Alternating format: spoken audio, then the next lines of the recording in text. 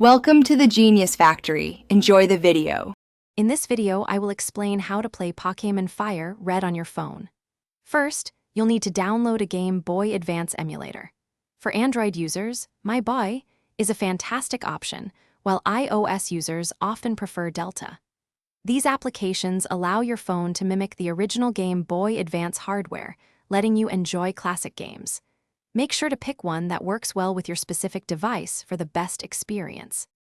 Next, you'll need the actual game file, often called a ROM. You can find these files online from various sources.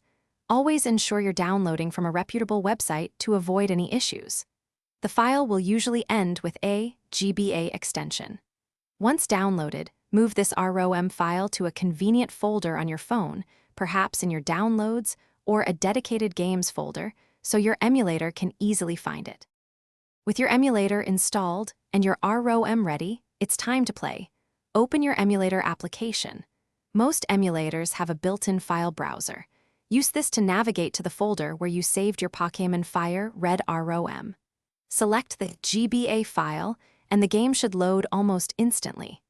You're now ready to embark on your journey through the Kanto region, catching all 151 Pokémon.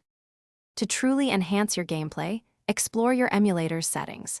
You can customize screen orientation, adjust virtual button layouts, and even use save states to save your progress anywhere. Many emulators also offer a fast-forward option, which is great for speeding through dialogue or level grinding. For an even more authentic experience, consider pairing a Bluetooth controller with your phone. This can make battling and exploring much more comfortable and enjoyable. Thanks for watching. If you found this helpful, don't forget to like and subscribe.